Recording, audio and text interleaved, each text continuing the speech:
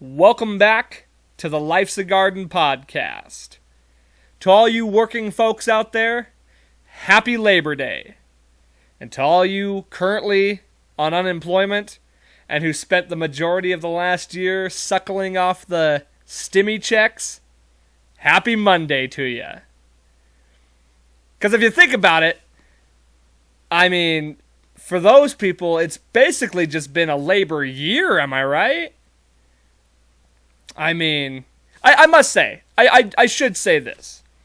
It is awfully nice of the government to dedicate a holiday specifically to the working class. Give us a 1 day off kind of thing, 3-day weekend, paid day off.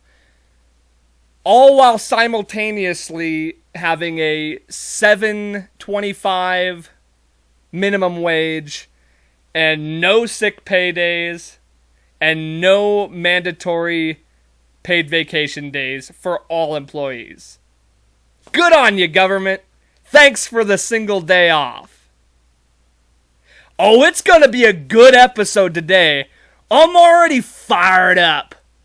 So sit back, relax, crack yourself open a cold one, and let's get into it. Because it's episode 65 of Life's a Garden.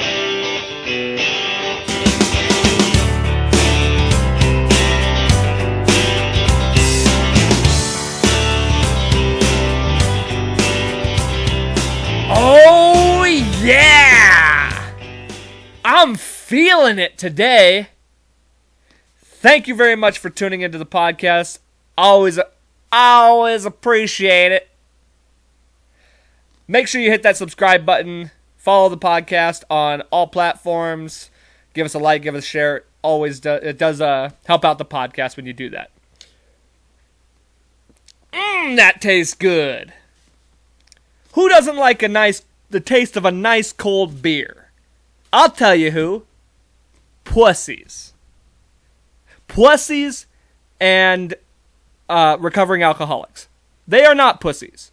They are, however, quitters. You know what I'm saying?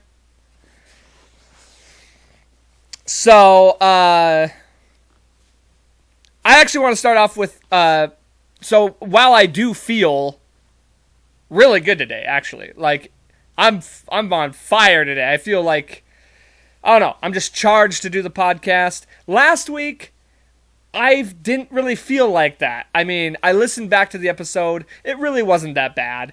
I felt like it was all over the place. I felt like I was kind of just... Sometimes you get in that mode where you open your mouth and it's just like a faucet of words start spewing out. And that's kind of how I felt last week. I was just kind of saying basic, bland bullshit. And that's not what I like to do on the podcast. I want to make it interesting for you guys. And really, what it boils down to is I've kind of just been in a little bit of a funk lately. I don't know what it is. If it's stress, if it's anxiety, maybe a tidbit of depression creeping in there.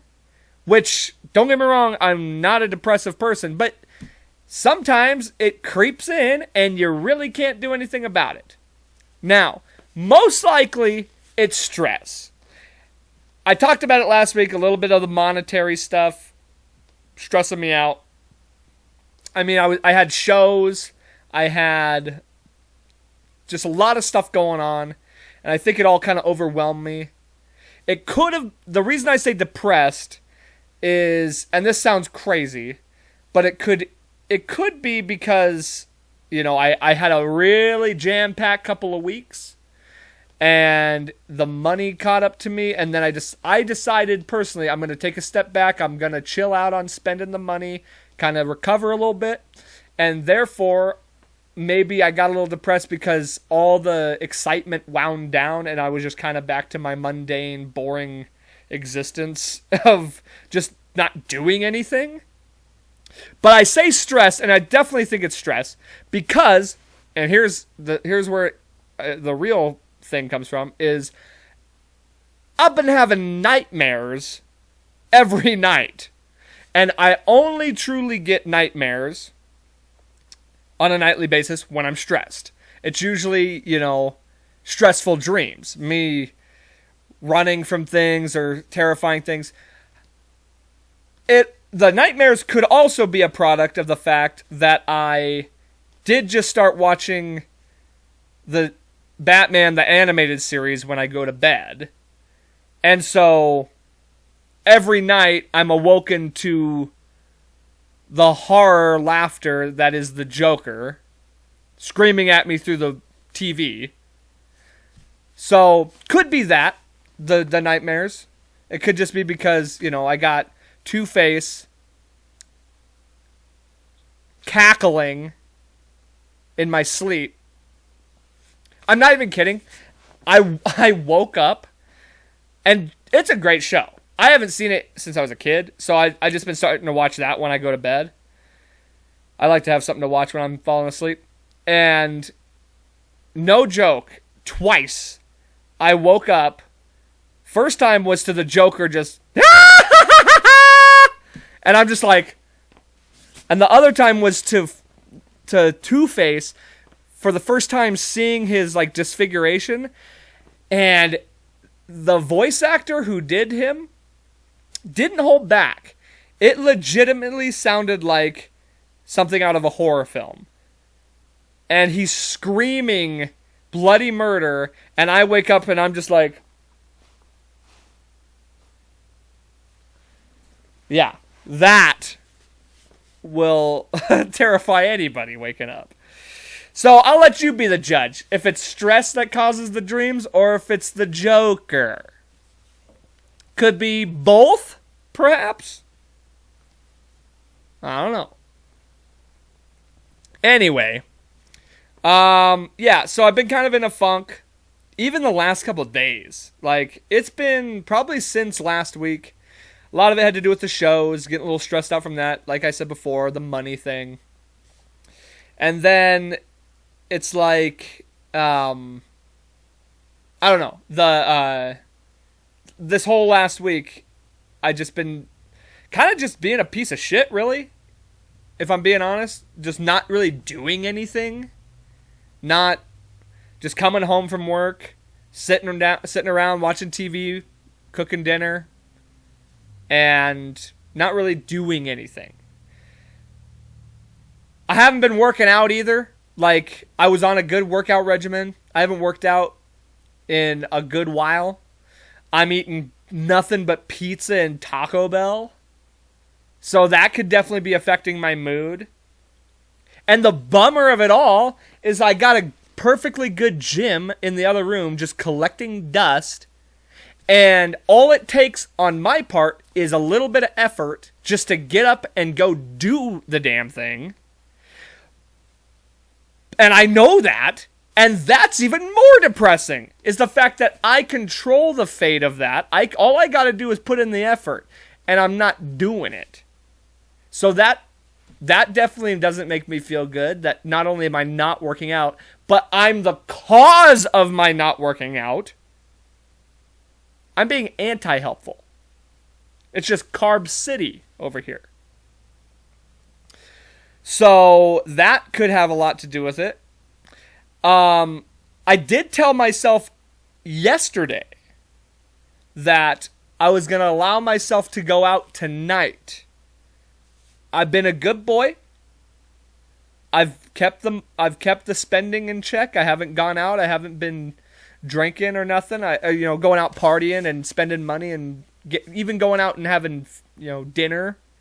Nothing like that. So I've been a good boy, and I told myself I could go out and have a little fun tonight. And I've just been in a great mood since deciding I was going to do that.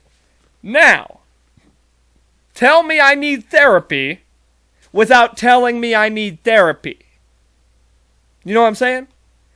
What it takes to get me in a good mood is going out. Tell me I'm an alcoholic without telling me I'm an alcoholic. I seriously probably, and no, not probably, I definitely could benefit from some therapy.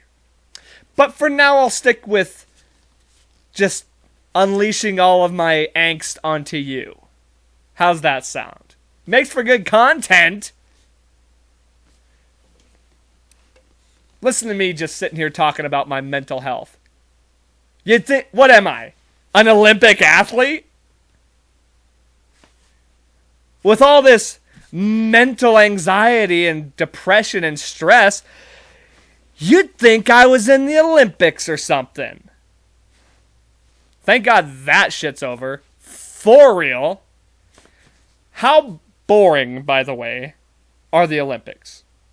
So boring that the only stories that they could talk about during the Olympics were Simone Biles being stressed out, don't blame her, and transgender athletes. It had none of it had anything to do with the sports, with the gold medals. There was a couple of things I saw in like the big news, athletics wise. The guy who Gable, the wrestler, he won in the last seconds or something like that. There was a couple of things like that, you know. Other than that, the only stories anybody was talking about was mental health. And then you just had the Paralympic Games. And then you got like the Paralympic Games, and you've got the Special Olympics. Guess how many of them talk about their mental health? They're the ones with real problems. Not you fully functional, got all your limbs, got all your fucking brain cells athletes. And they're having the time of their lives. They're the ones with real problems, and they aren't bitching about it. They're having a grand old time. But that's just how it is. Everybody who doesn't have problems has to make problems. They gotta have a problem. Otherwise, they're uninteresting. I'm more interested in the Paralympic Games than I am the real Olympics. You know why? Because they have obstacles to overcome. The only obstacle you gotta overcome in track is not falling down with your 2 feet that you are blessed to have. But by all means, tell me more about how sad you are. The only thing I care less about than the Olympics is this Kanye versus Drake beef. Who gives a flying fuck? For real. Donda. And whatever Drake's album's called. This whole beef with them. I'm not even following it. And that's what's funny, too. Is it's like, there's real problems in the world. You know? We got this Afghanistan thing going on. And like, I was talking about the North Korea stuff. And China and, you know, fucking economic collapse. But the only war anybody cares about is Drake versus Kanye. The only people we're concerned about that are locked up is Britney Spears. Free Britney! But fuck the North Koreans. But free Britney, she's so enslaved with her $1 million mansion and all of her accomplishments and her money. She does have mental issues. And mental illness is not something to be joked about. However, free Britney! There are people overseas making less than $2 an hour. And fuck them! All I care about is Britney! Priorities. Oh, God. I thought it was fucking hilarious that Universal Studios released Kanye's album because he was being a little bitch. And speaking of mental illness, Kanye West, everybody. Universal Studio, I think it's Universal Records, whatever. Who gives a fuck? They released his album because he was in this, like, Mexican standoff with Drake on who's going to release their album first. And Universal was like, we own this record. It don't matter about the artist. It's all about the corporation that owns you. So they're like, here you go, everybody. We're going to release it for you. Since Kanye's going to just keep doing the Brett Favre move and saying, I'm in, I'm out. I'm in, I'm out. And then you got Drake, who still outdid him. I could care less about either one of those guys. They're the biggest artists in the world. And they're both lyrical geniuses. Give me a break. You ever heard of a guy named Ozzy Osbourne? You ever heard of a guy named Robert Plant? Those are lyrical geniuses. I always thought that was a funny thing, too. Lyrical genius. Says who? Because they wrote down they strung together a nice couple of words. You don't say, I don't know, poetic genius. Like, yes, there are guys that are better at that and guys who are not very good at that. And I'm not saying those guys are bad at it. But to call them geniuses? I don't know about that. Have your own opinion. Who gives a fuck? I suppose I can tell you about the show now. I did have... because the last episode, I couldn't quite talk about the show because it didn't happen yet, even though it was happening the day before. Whatever. I film on different days than I release. So it's hard. A lot of the stuff I talk about, you don't know what's going to happen the few days after. Anyway, did the show. Not a very good turnout. Unfortunately, we did promote the hell out of it. And that's really disappointing, honestly. You do promotion. I had Sammy on the podcast. I shared the shit out of that thing. It was on a Sunday. I think that kind of hurt us. It was a decent turnout, I'll say that. It wasn't amazing. However, despite there not being a ton of people, we did actually sell a decent amount of merch. So I'll give us credit on that end. And whoever was running sound, god damn, sounded great. I on stage, meh. It was a little bit, I could hear myself really well. I couldn't really hear everyone else. So it made it a little difficult, but I heard recordings from out in the crowd. Beautiful. The sound was on point. We got a couple of good videos, so you can go check out those on the band page Cutthroat on Facebook. Yeah, it was pretty good. So the venue itself, it was at least kind of like practice almost. We kind of got a little bit of stage practice in as far as that goes. So it worked out. And like it was cool to support the other bands, Mobsquito, Pressure Not. It was cool to be there for those guys. And then after the show, I busted ass over to one of the bars, the only bar that I could find that was showing the Jake Paul Tyron Woodley fight. So let me talk about that for a second. First off, let me just talk about the fight. I thought, here's my personal opinion. I know everyone's got their thoughts and opinions about the fight. I personally think Jake won on the scorecards. He won, and that's hard for me to say.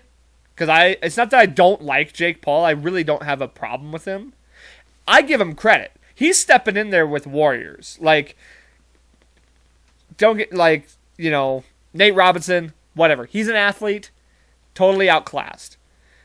Ben Askren, world class fighter, was not in the best shape, not a boxer at all, clearly was outclassed.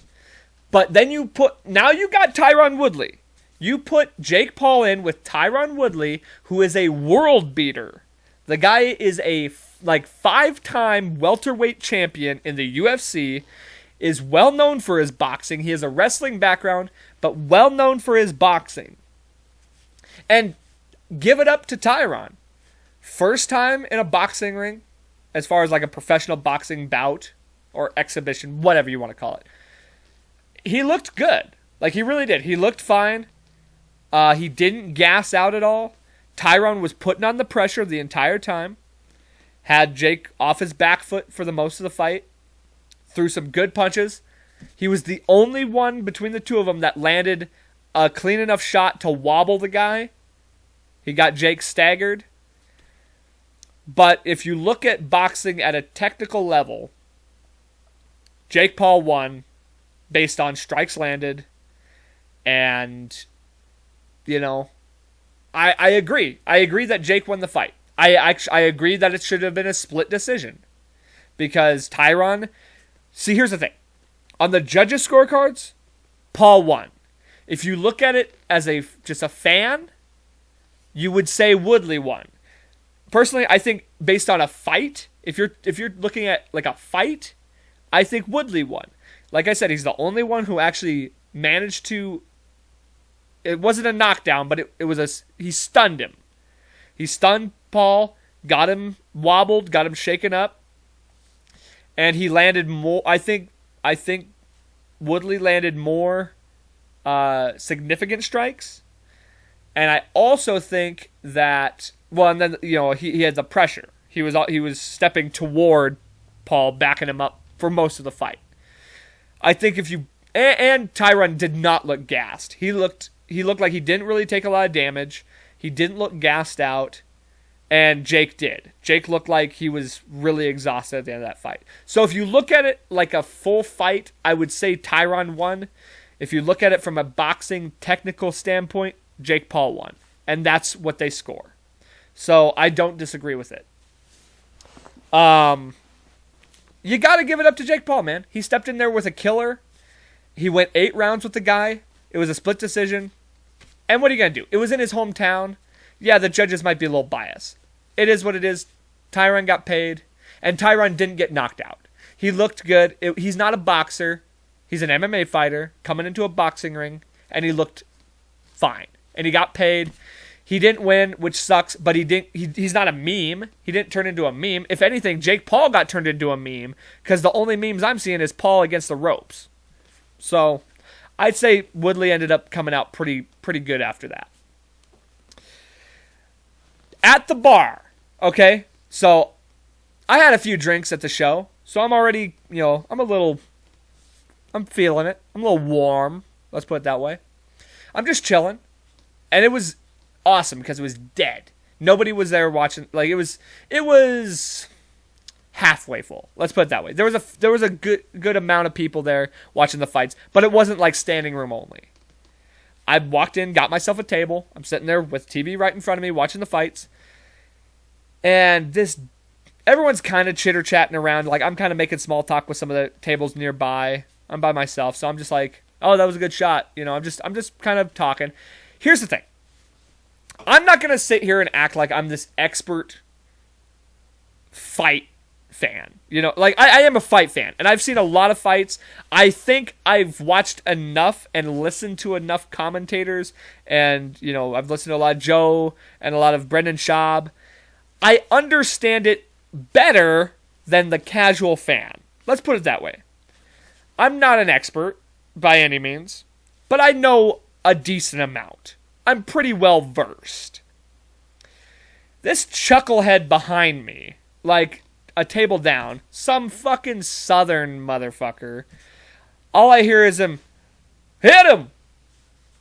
Man, he's fucking a pussy! I've never seen such a fucking pussy, and I've never seen an MMA fighter fight like such a pussy in my life. Blah blah blah blah. And I'm just sitting there like rolling my eyes. Whatever. Have your opinion. Like, you don't know what you're talking about. First of all, Tyron Woodley, that's how he fights. He's very slow. He's very like he sizes you up. Jake Paul is 4 inches taller than him, by the way. They got about the same reach, but that makes a huge difference. Okay? The size difference does make a difference. And, like, yeah, I agree, Woodley in the last couple rounds, especially after he wobbled him, but in the last, like, 2-3 rounds, he probably should have started pouring it on. I think he was just playing it safe. He didn't want to get knocked out. He didn't want to get in danger. That's how Tyron fights. This guy clearly doesn't know that. I never seen an MMA fighter fight like such a fucking pussy in all my life. Blah, blah. And so I finally, and this is at the end, when the whole fight's over, and they declare Paul the winner, and this guy is just rambling on and on about what a pussy Tyron is and what a piece of shit he is. And I finally go, dude, I had to put this guy in his place. I was like, dude, what are you talking about? Tyron, not a boxer, stepped in a boxing ring, outclassed this guy. He was the only one to knock him down or stun him. He pressured him the whole time.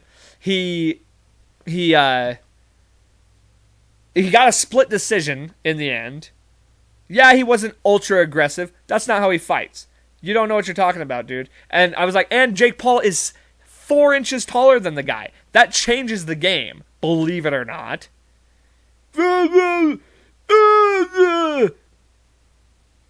I'm like, and the guy's all like trying to like counter argue me, and I'm just hitting him with more facts about fighting.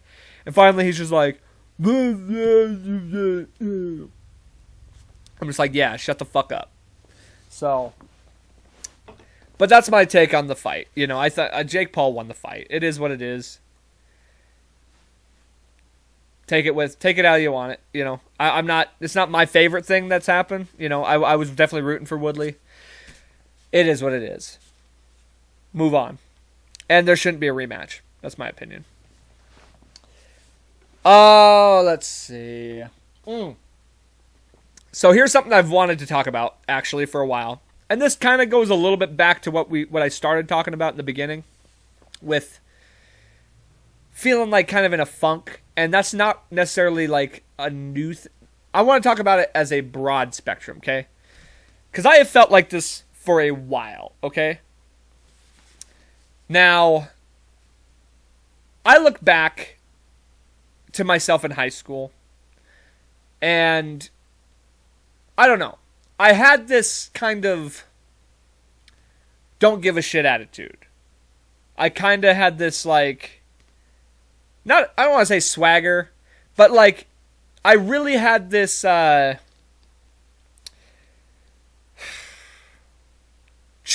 a chip on my shoulder, I should say. Kinda. It was just like, I didn't care what people thought. You know what I mean? No matter what I said, no matter what I did, no matter what I wore, how I acted, what I listened to, what I'm watching, what I'm a fan of, what I'm into. I didn't give a flying fuck what anybody thought. That was my attitude throughout all of high school, even after high school. There was a good point in my life where it was just like, I can act like a goddamn idiot. I don't care what people think, you know? If I think it's funny, if I think what I'm doing is entertaining, if I enjoy what I'm doing, fuck them. Who cares what anybody thinks? That was my attitude. And somewhere along the way, I lost that. It could have been, you know, my uncle passed away, and he is kind of the person that taught me that. He was like the one that really put that in my head of who cares what people think, you know? Maybe it had something to do with that. Maybe him not being around to like inspire me to be that way, like the person directly in my life. Maybe it was that. Maybe it was, you know, the really bad breakup I had with my ex that made me question my whole being as a person. It made me question my morals, my ethics. Maybe it was that. maybe it's, just growing up and like being on my own, and who knows? It could be a number of things. Now I'm going to look at this as a two-prong approach, okay? First off, my life in general, just my everyday life. I feel like I'm more like that than I'm not, if that makes sense. But still, there's a part of me that feels like I hold back more than I used to. I hold back a little bit of my, I don't know, what do you call it? Not charm. I don't know. I hold back myself in a lot of ways. It's just like I'm not as assertive. I'm not aggressive. I never really have been anyway, though. But I'm not like, I care too much what people think. That's the bottom line. I'm too afraid to tell somebody to go fuck themselves. I'm too afraid to tell somebody to shut up, or to like kind of give people my 2 cents, because I'm afraid it's going to hurt their feelings, or I'm afraid it's going to ruin their afternoon. You know what I mean? That's what it is. I'm afraid to speak my mind sometimes to somebody's face and tell them what's up. And I don't, because I have empathy. I really do. I don't want to upset people. And I get like, embarrassed for people, or like, I get,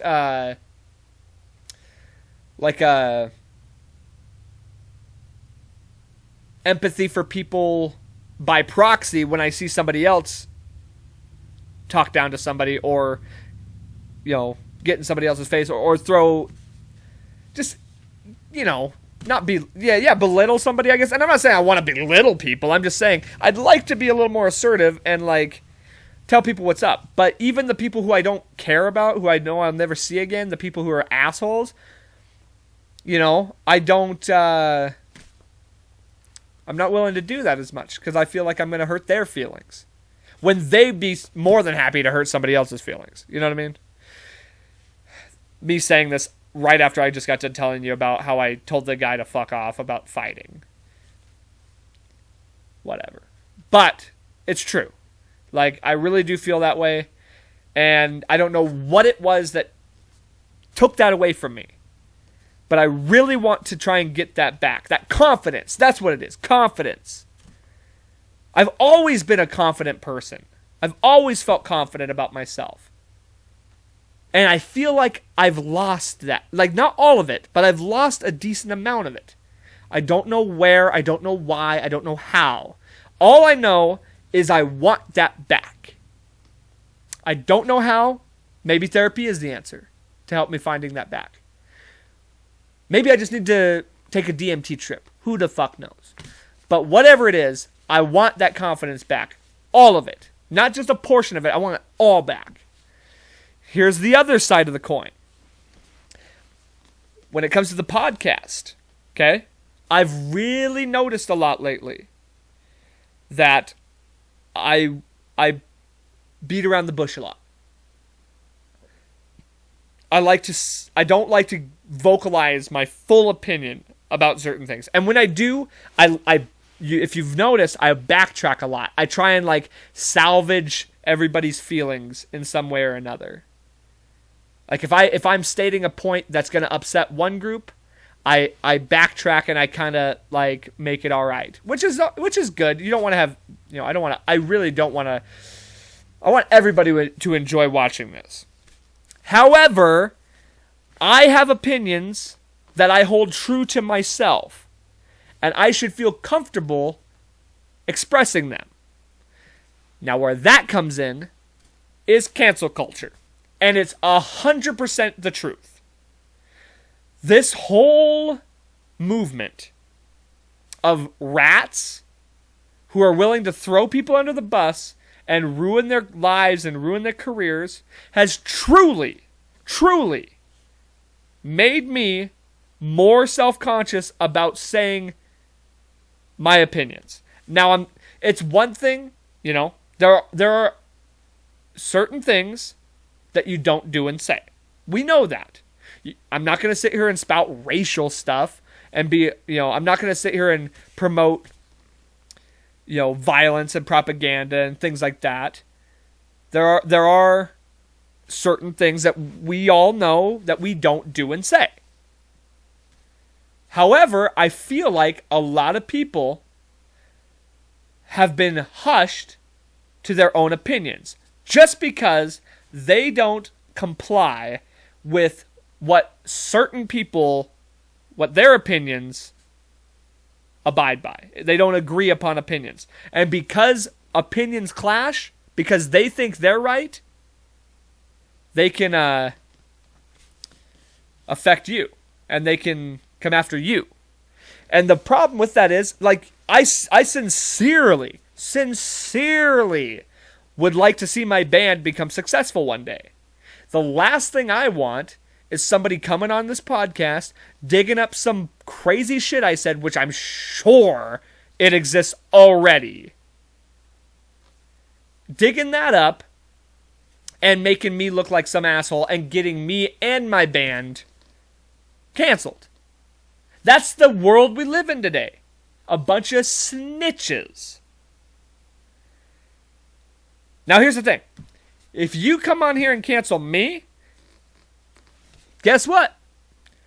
My entire life will be dedicated to turning around, finding these snitches, and ratting their ass out. Because guess what? Everybody has either done or said something that will get you canceled at some point in your life. That's the bottom line. And that's what's so sickening about the whole thing. It's like, you think all these no-name, like, people hiding behind these profiles on Twitter and Facebook and what have you, like, they don't have skeletons in their closet? Give me a break, You're going to come after all these people. Look at Jeopardy. Look what just happened with Jeopardy. That dude, the guy, I don't even know what happened. He said something on a podcast or something, or had a tweet. Who knows? He ain't the host of Jeopardy anymore. And apparently they're coming after the gal too. The chick from Big Bang Theory. They're coming after her too. It's like, what? Is nobody safe? What's going on? The bottom line is, all those people, all those internet sleuths. I love that word, by the way. Sleuths. Don't you just love words that are so clearly convey negativity? Like cuck. I like when a word is so clearly a negative word. Internet sleuth. All these sleuths. Each and every one of them have skeletons in the closet. And if you want to cancel me, go for it. But I promise you, I will devote my life. I will sit there at home living off unemployment, and I'll just be web searching like all you other motherfuckers out there, and I'm going to find you. And I'm going to expose you until everybody's been exposed, and then we got to start from ground zero and build ourselves back up, because we've all been exposed to our crimes against humanity. Because somewhere down the line I said the R word.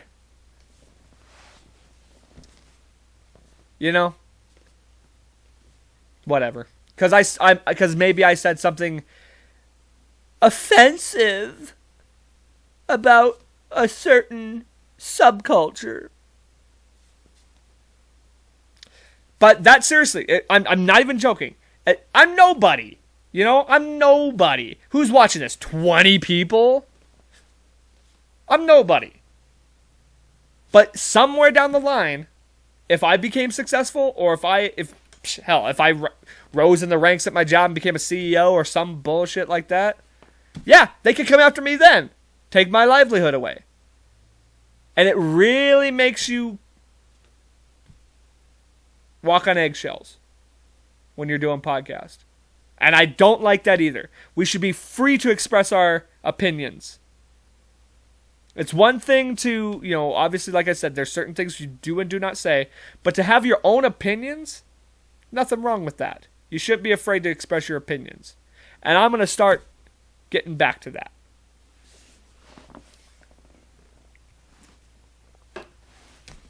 Speaking of opinions, here's one for you.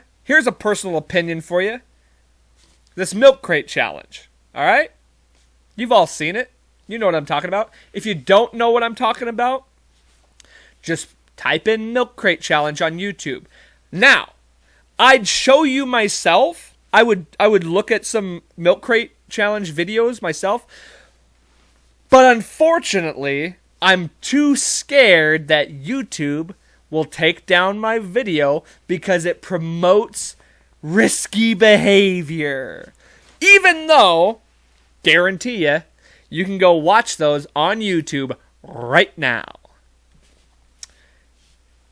If you don't know what I'm talking about, go watch the videos. The milk crate challenge. Everybody knows what this is by now. The general running opinion of it about this milk crate challenge is that it's stupid. People are dumb. Why can we stop doing this? This is dumb. Why does it exist? Hard take for you. I love it. I think it's great. Now, is it stupid? Yes. 100%. Completely. However, I like it because when stupid people do stupid things like that,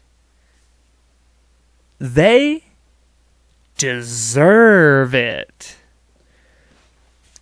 Am I laughing when I watch those? No. I don't think it's funny. I don't think it's funny watching people be stupid and get hurt. However, I do look at that and say, good. Good. That was a good thing that happened to that guy. Because he was stupid enough to do it, thinking, oh, this is a funny thing to do. This is No, it's a stupid thing to do. You know it's a stupid thing to do. You already seen what happens to people who do this. So for you to climb up those milk crates is a stupid thing. You deserve the pain you just received. Play stupid games, win stupid prizes. Know what I'm saying? Play stupid games, and you win stupid prizes. Like a broken arm, like a face full of dirt. I love it. You know what else I love about it? I love that it exposes the idiots among us. I love it. We should have more of this. We need to know who the stupid people out there are. The people that play stupid games and win stupid prizes are, ding, ding, ding, stupid people. And you know what? This whole last year, the COVID stuff, it exposed a lot of stupid people. QAnon, I mean, you name it. The conspiracy theorists galore. A lot of stupid people. I love it. We need to know who these people are. These are hey, you know who else got exposed as stupid people? 90% of our government. We need to know these things. We need to know how stupid our elected officials are. And we need to know who the stupid among us are so we don't elect them. I don't want some guy who's going to climb the milk crates to be my lawyer and of course, that's a joke because we all know a lawyer or a banker or somebody of respectable value isn't doing the milk crate challenge. But those are the people that, I mean, I want to know. I want to know that my neighbors, which I already talked about last week, my neighbors are great. But if these people are my neighbors, the milk crate people, I want to know. I want to see them in their front yard doing the milk crate challenge. That way I know it's time to move.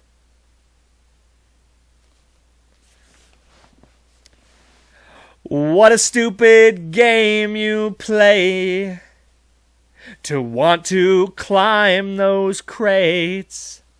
What a stupid game you play to want to climb those crates, and can't help but laugh at you. Oh no, I don't feel sorry for you.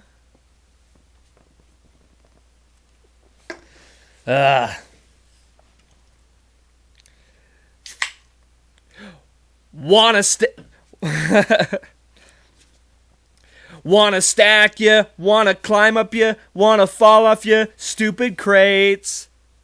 Wanna break my arm, wanna break my leg, wanna break my neck, stupid games.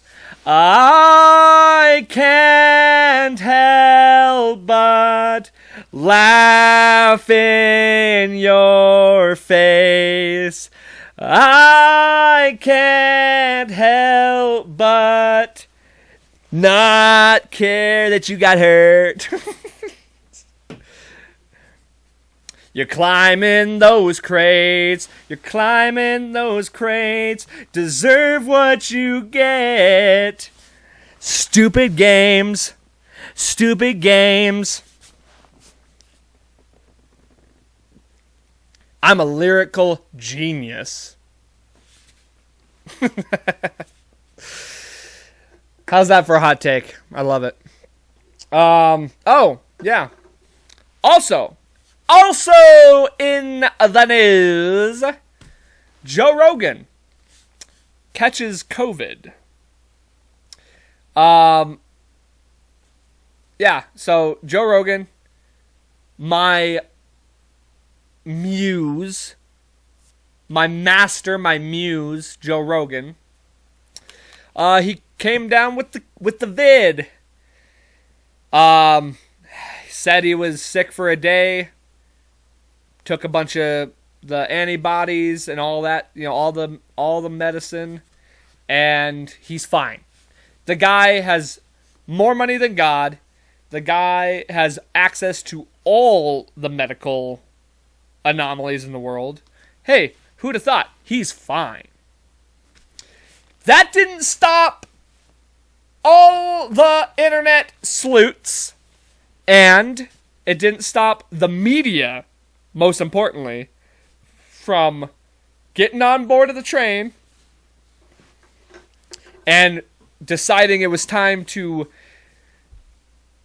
tell everybody how stupid Joe is. Because headlines read, Joe Rogan, popular podcaster, UFC analyst, and comedian, catches COVID. And then, of course, in the subtitle, it's Joe Rogan was avid about not receiving the vaccine. He has never once been against the vaccine, but he was very avid about not getting it. Because guess what he says? Just like what I say, he's healthy. So, he didn't think he really needed to get the vaccine. Turns out, he didn't, because he's fine. Did catch it, but he's fine. Hey, guess what? You can still catch it even if you got the vaccine. Little tidbit for you. Now, so they were all the media. Also, he took the ivermectin thing, which I don't really know what it is. I know it's supposed to be it's some experimental thing. It's kind of controversial. But here's the thing. There's clearly evidence that it works. Otherwise, physicians wouldn't be administering it to patients. There's clearly some evidence that it does help to treat COVID. Just like with before the whole, what was it called? The hydrochloroquine or whatever. Everyone was freaking out it's not FDA approved. It's experimental. And yet these are the same people who are more than willing to bend over and take a shot of the vaccine in the ass when it wasn't FDA approved until just recently.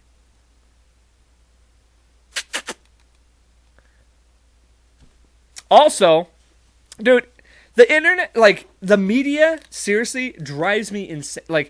I saw an article the other day that this is on my local news Facebook or whatever. They said it was some article that they got from somewhere else, but it was like the title of the article was something like Texas man who, and I'm not from Texas, I'm from Montana, and they for some reason decided they should share this news out of Texas. Texas man who organized anti-mask rally dies of COVID. Now, that's what the title read. The way I read it, the way I perceived that, the way they should have wrote it, because this is what they clearly meant, was Texas man who organized anti-mask rally dies of COVID. Ha ha ha, what an idiot, told you so, in your face. That's what they're saying. Like, they're not trying to promote this story because they feel sorry for the guy. They're not promoting the story because it's breaking news. They're promoting it because it goes with their agenda. It's like, oh, the mask guy died, so put on your mask. That clearly means that's why you're gonna die. But they'll never promote the story where it's like, man who wore mask every day and got the vaccine catches COVID. Which, guess what? That's happened too. But they're not going to tell you that story. So it's just ridiculous. Like, I've seen a few of these where it's like, it's a big like, I told you so story. Like, that's the news, is a big like, ha ha. The guy who didn't get vaxxed got the disease, and he's fine. Joe Rogan did get the vaccine, and he caught COVID, so you should get the vaccine. But don't run the story where the guy who did get the vaccine still caught COVID and died. Put that one off to the side.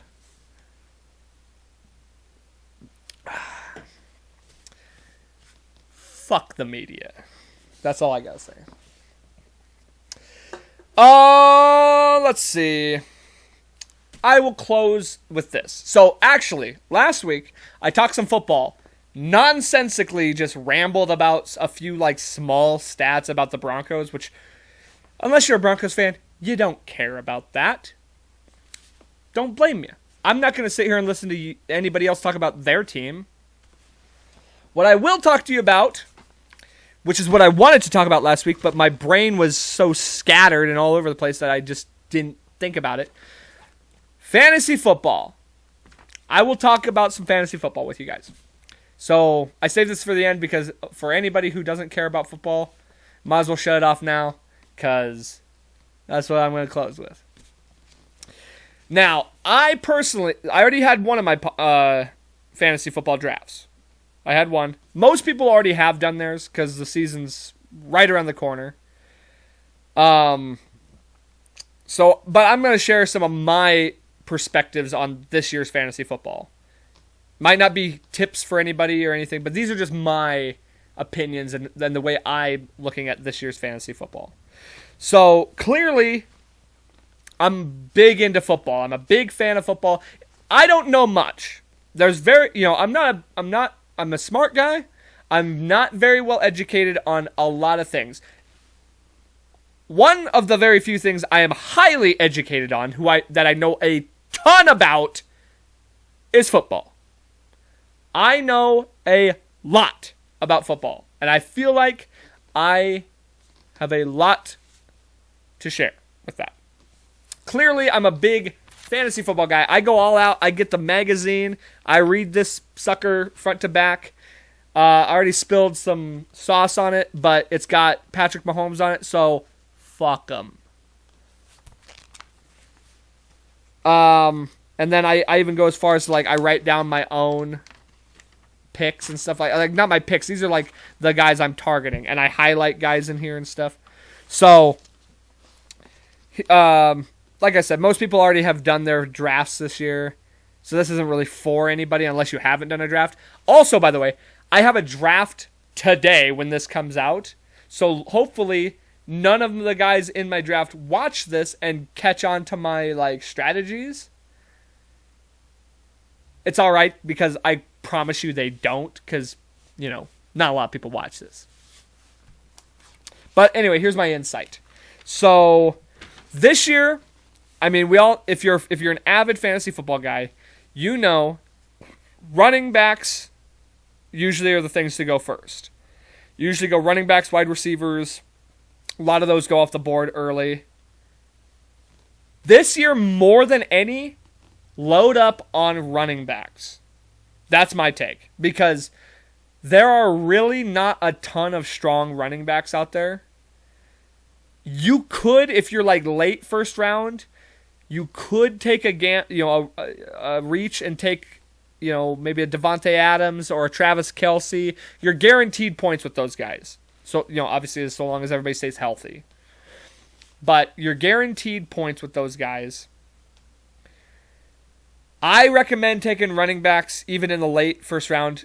I would sacrifice a Kelce and sacrifice a Devontae Adams for a running back early on. I went back-to-back running backs in my first draft. That's just based on where my placement was and what was available. I was like fourth pick, so when my pick came around, I was like, I got to take another running back. Also, so yeah, that's tip number one. Take running backs early. That's usually the tip, but more now than ever. There are a few running backs that you could take, later on. You're going to need a good swarm of running backs. So I recommend taking the running backs late. Or there's a few good ones late. Take them early. Get the good ones out of the way. Wide receivers, deep class of wide receivers. You really don't need to reach and get like a top tier wide receiver. Maybe get one. Get your top 10 wide receivers that you really, really like, that you think are studs, and take at least one of them. That's my thoughts. Try and get at least one of your wide receivers. After that, you're gold, because there's a ton of potential wide receivers. Most of those you're going to get off the waiver wire anyway. Most of your good running wide receivers, there's going to be a lot of surprises out there who just come out of the woodworks. You can get them off of the waiver wire. Tight ends. Another one that you should look into taking early. It sounds crazy. I would take a top tight end in the first 4 rounds. Sincerely. I would take... There's really only 5 truly good tight ends. There's probably another 3 or 4 after that are good enough to get you points, but are kind of iffy. I would say there's truly 5 tight ends that are probably guaranteed points. Honestly, if you're asking me, there's 3 that are true points getters. After that, there's 3 or 4 that are decent. After that, you're kind of fucked. And again, there might be somebody on the waiver wire you can get that just turns out to be really good. And then quarterbacks, dime a dozen. If you're gonna get a top tier quarterback, if you really want a Mahomes, a Josh Allen, a Kyler Murray, shoot for him in the first. See, the thing with quarterbacks, I don't shoot until everyone else starts shooting. When people start taking quarterbacks, that's when I'm like, okay, time to think about a quarterback. Let's get a top tier quarterback. You don't really need that. Quarterbacks are always going to get you points. And then, defense, as far as defense and kicker, wait to the end. Sincerely. Maybe the last, you can do whatever your last 3 rounds are and go for kicker and defense, but they're exchangeable. They're gonna get you points no matter what. You're never gonna see a truly dominant kicker or defense. They're just there to get you whatever points, and get them when you don't reach for those. That's insane. People who go for defenses in the 7th and 8th round, it's crazy. Those are still prime spots to get wide receivers and running backs and all that, and quarterbacks. So I'm going to give you a few of my sleepers, okay? We all know the top tier running backs, tight ends, receivers, what have you. My sleepers, okay, here are my sleepers at quarterback. Herbert, Stafford, Mayfield, Tannehill, Carr. Those are guys that you can rely on late. If you miss out on some of those top tier guys, those are some of the guys I would aim for as the draft continues. Running backs. These are some good late round running backs that I would keep an eye on. Gaskin, Sermon from the 49ers, Ronald Jones Jr., Robinson from Jacksonville, and Melvin Gordon. Melvin Gordon's a starter. I wouldn't hold out hope that he's going to be the starter the whole year because Javonte Williams is another good late starter or late pick. But he's he's still the starter to start the season, so might as well get him as a backup now. Late round wide receivers. T. Higgins, Jamar Chase, anybody from Cincinnati is a good wide receiver pickup. Like, those are good, solid wide receiver pickups. Last year, I did really good with T. Higgins. Cortland Sutton, DJ Chark, Jalen Reagor, Valdez Scantling from Green Bay, and KJ Hamler are some of my later round wide receiver picks. Late tight ends I have Irv Smith Jr., Gesicki, Higbee, Hunter Henry, and Tonyan from Green Bay. And then forget about kicker and defense. You're good with anything. Let's see. Let me tell you who I got in my draft this year. I actually got a fucking good team. I was shocked. I got the 4th overall pick, and I thought I made out pretty well. Also, real quick, here are some of my fantasy studs who I think are like not going to be taken immediately, but here are some guys to look for as far as like studs that people I think are overlooking. Dak Prescott for quarterback, and Russell Wilson. I mean, he does good every year. Running backs wise, Josh Jacobs and Nick Chubb. Those are like mid-round guys. You should definitely aim for those. Wide receivers, I would say Calvin Ridley, Amari Cooper, and Mike Evans. Those are some good ones. Like, those are top-tier guys, but those are guys I would take a shot at. And then as far as tight ends, Noah Fant is a good one. And then here are the guys I'm talking about. These are the top 5 tight ends that I would definitely go for.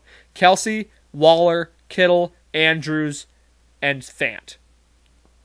Maybe Pitts, but Fant is a proven guy. So here's my team that I drafted, and I think it's a good one. So starting lineup, Josh Allen at quarterback, Alvin Kamara was my first overall pick, Josh Jacobs. Can't believe I got Josh Jacobs I got Josh Jacobs and Alvin Kamara. That's a fucking great combo. I got DeAndre Hopkins, Odell Beckham, Mark Andrews, Myles Gaskin. I got the Rams defense. Somehow, that was my top defense.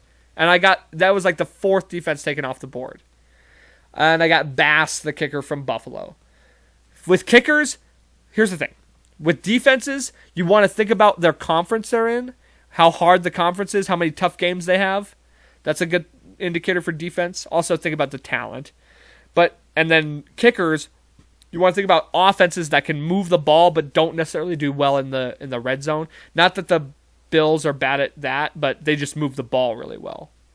So even if they get the touchdown, you're getting the extra point, and then you're obviously going to end up in the red zone more often than not. My backups are Melvin Gordon, Jamar Chase, Michael Gallup, Zach Moss, Joe Burrow, Rob Gronkowski, and KJ Hamler. So I ended up with a lot of guys that I had on my list, and I'm really stoked. I actually got a pretty decent amount of running backs this year that I was not expecting to get. I probably could have got... I got Gordon and Gaskin. Hell yeah. That's a good team, my guy. It's a good team. And my team name is Kamarahameha. Long live DBZ fandom.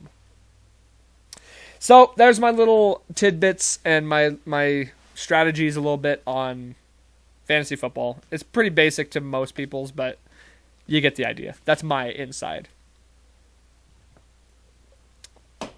Hey, we did it. And guess what? I feel like this was one of the best episodes I've had. I was on fire today. Felt good. Was clicking. Had a lot of good things to say, I thought. I think I'm going to listen back to this and laugh quite a bit. So, thank you very much for listening. And if you listened all the way through, thank you even more. Awesome. Appreciate you as always. Once again, please make sure you subscribe to the YouTube channel. Follow on Spotify, Apple Podcasts, anywhere you can find podcasts, I'm available. Follow, subscribe, like, share. Get the word out, man. Really help out the podcast. It helps so much when you share, invite friends, tell people, hey, check this out. So, yeah, we're still trying to grow it. We're trying to grow the garden a little bit. We're 65 episodes in, and we're still growing. That's how it works, man. If you're not growing, you're dying. And we ain't dying anytime soon. You guys have a great week. Have a fun 3-day weekend. Stay safe. Happy Labor Day to you guys. And as always, don't forget, life's a garden. Dig it.